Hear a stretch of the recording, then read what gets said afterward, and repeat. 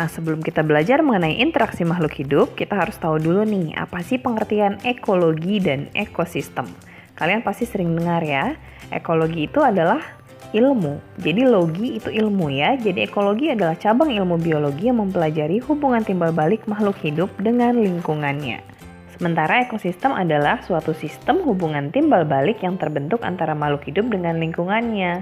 Jadi artinya ekologi adalah cabang ilmu biologi yang mempelajari mengenai ekosistem. Nah, kemudian ekosistem memiliki dua komponen, yaitu komponen biotik dan abiotik. Pertama kita bahas dulu komponen biotik ya. Komponen biotik pada ekosistem terdiri dari produsen, konsumen, dan dekomposer. Yang pertama, produsen. Produsen itu adalah organisme yang mampu mengolah dan membuat makanannya sendiri. Jadi dia bisa memproduksi makanan sendiri. Makhluk hidup yang bisa membuat makanan sendiri kita sebut autotrof. Contohnya adalah tumbuhan hijau yang bisa melakukan proses fotosintesis. Komponen biotik yang berikutnya adalah konsumen. Konsumen adalah organisme yang tidak bisa membuat makanannya sendiri. Jadi dia memperoleh makanan dengan cara memakan organisme lain. Organisme yang tidak bisa menghasilkan makanan sendiri kita sebut heterotrof. Contohnya adalah hewan dan manusia. Nah, berdasarkan makanannya, konsumen kita bagi menjadi 3. Yang pertama adalah karnivora, yaitu organisme atau konsumen yang memakan daging. Misalnya singa, harimau, dan pemakan daging lainnya. Berikutnya, konsumen jenis kedua itu adalah herbivora. Nah, herbivora ini adalah konsumen atau organisme yang memakan tumbuh-tumbuhan. Contohnya adalah rusa, kerbau, kambing, sapi, dan banyak lagi hewan-hewan yang memakan tumbuh-tumbuhan sebagai sumber makanannya. Ada pula konsumen tipe ketiga, yaitu omnivora. Omnivora adalah konsumen yang memakan segala, jadi baik daging maupun tumbuhan dia makan semuanya. Contohnya adalah orangutan, manusia, tikus, dan lain-lain. Nah, itu tadi 3 jenis konsumen. Berikutnya kita masuk ke komponen biotik pada ekosistem yang ketiga, yaitu pengurai atau dekomposer. Pengurai adalah organisme yang berperan dalam proses penguraian sisa organisme. Jadi, organisme atau makhluk hidup yang sudah mati harus diuraikan untuk menjadi sumber hara di dalam tanah bagi tumbuh-tumbuhan. Contoh dekomposer adalah bakteri, cacing, dan jamur. Nah, berikutnya komponen ekosistem yang kedua yaitu komponen abiotik. A dalam biologi artinya tidak, bio itu hidup. Jadi komponen abiotik berarti komponen yang bukan merupa makhluk hidup. Jadi komponen abiotik ini benda tak hidup tetapi sangat berperan penting dalam kehidupan semua makhluk hidup yang ada di ekosistem.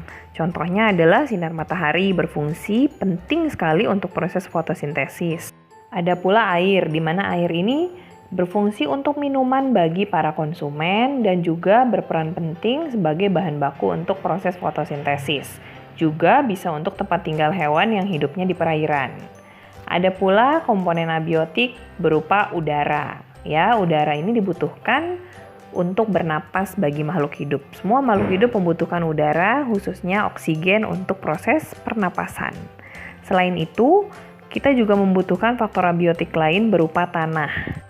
Nah, tanah ini merupakan substrat utama yang kita gunakan untuk bercocok tanam. Tanpa tanah, kita tidak bisa menanam tumbuh-tumbuhan. Tanpa tumbuh-tumbuhan tidak ada produsen ya.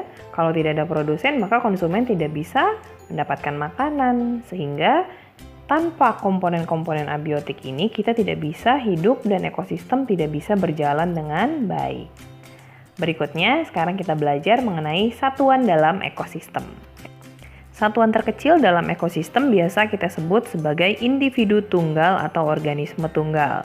Kemudian, sekelompok individu yang sejenis akan membentuk populasi. Lalu kumpulan populasi-populasi yang menempati suatu tempat kita sebut sebagai komunitas.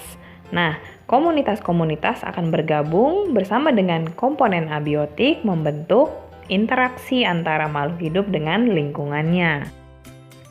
Nah, seperti apa sih interaksi antara makhluk hidup dengan lingkungannya? Apa saja sih macam-macam interaksi antara makhluk hidup dengan lingkungannya? Yuk kita bahas tuntas. Pola interaksi dalam ekosistem yang pertama adalah interaksi antar sesama komponen abiotik. Contohnya adalah pelangi, di mana pelangi merupakan interaksi antara sinar matahari dan air hujan. Cahaya putih matahari dibiaskan oleh air hujan sehingga terpecah menjadi 7 warna dan membentuk pelangi. Berikutnya, pola interaksi antara komponen abiotik dan biotik. Pola interaksi ini melibatkan makhluk hidup dengan benda-benda tidak hidup yang ada di lingkungan sekitar. Contohnya adalah proses fotosintesis, di mana terjadi interaksi antara sinar matahari sebagai bahan baku fotosintesis dan tumbuhan sendiri yang melakukan fotosintesis tersebut. Lalu yang berikutnya adalah interaksi antara sesama komponen biotik atau sesama makhluk hidup. Terbagi menjadi dua, yang pertama adalah interaksi antara komponen biotik dalam satu spesies atau yang biasa disebut interaksi intraspesifik. Contoh interaksi intraspesifik yang pertama adalah kerjasama. Misalnya adalah kerjasama antara berang-berang untuk membangun bendungan di sungai. Jadi sesama berang-berang saling bahu-membahu bekerja sama membangun bendungan di sungai. Itu yang pertama untuk kerjasama.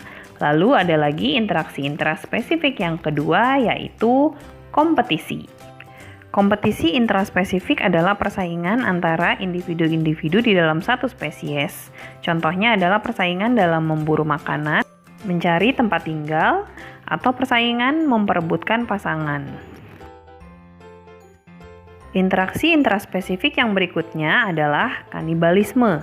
Kanibalisme adalah peristiwa saling memakan sesama individu sejenis di dalam suatu spesies. Kanibalisme terjadi pada populasi ikan lele atau ikan hiu macan yang saling memakan sesamanya, terutama pada saat kekurangan makanan atau kekurangan pakan. Yang berikutnya adalah interaksi sesama komponen biotik yang terjadi pada spesies-spesies berbeda atau biasa disebut interaksi interspesifik. Yang pertama akan kita bahas adalah simbiosis mutualisme. Simbiosis mutualisme adalah interaksi antara dua spesies berbeda yang saling menguntungkan. Contohnya adalah pada anemon laut dan ikan badut. Ikan badut akan memakan dan membersihkan parasit pada anemon, sementara anemon adalah tempat tinggal yang aman bagi ikan badut dan tempat berlindung bagi ikan badut dari predatornya.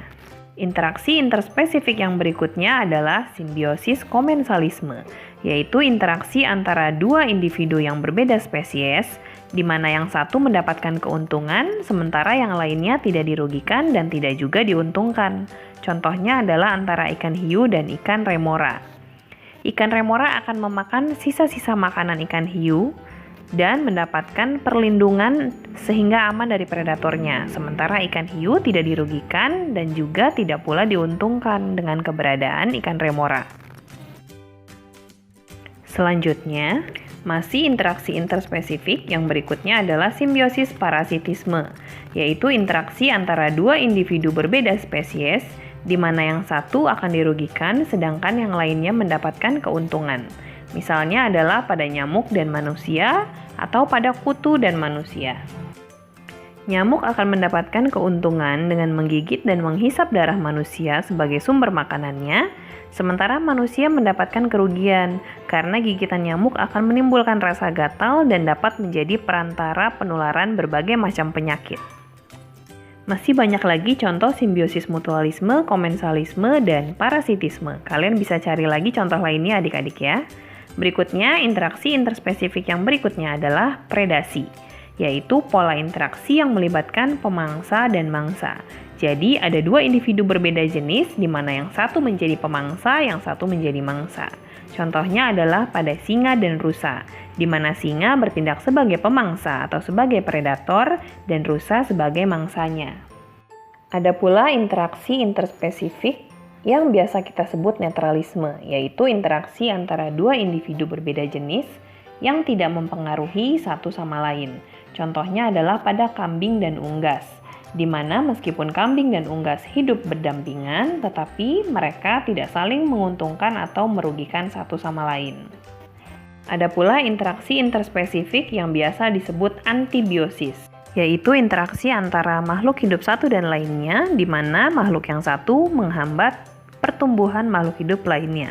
Contohnya adalah pada jamur penicillium yang menghasilkan antibiotik dan dapat menghambat pertumbuhan mikroorganisme lainnya, atau pada rumput dan pohon pinus yang menghasilkan zat alelopati yang menghambat pertumbuhan tumbuhan lainnya. Selanjutnya kita akan membahas mengenai rantai makanan. Rantai makanan adalah suatu peristiwa perpindahan energi melalui proses makan dan dimakan. Kita bisa lihat contoh rantai makanan pada gambar di samping ini ya. Tumbuhan dimakan oleh hewan atau konsumen herbivora, lalu konsumen herbivora dimakan oleh konsumen karnivora, lalu konsumen karnivora dimakan oleh konsumen berikutnya, sampai kemudian konsumen tersebut mati dan sisa-sisa tubuhnya diuraikan oleh pengurai atau dekomposer. Hasil penguraiannya tersebut akan menjadi unsur hara yang akan dimanfaatkan oleh tumbuhan kembali. Nah, berikutnya rantai-rantai makanan tersebut akan tergabung membentuk jaring-jaring yang kompleks yang biasa kita sebut jaring-jaring kehidupan. Jadi pengertian jaring-jaring kehidupan adalah sekumpulan rantai makanan yang akan membentuk suatu jaringan yang kompleks. Atau biasa juga disebut jaring-jaring makanan.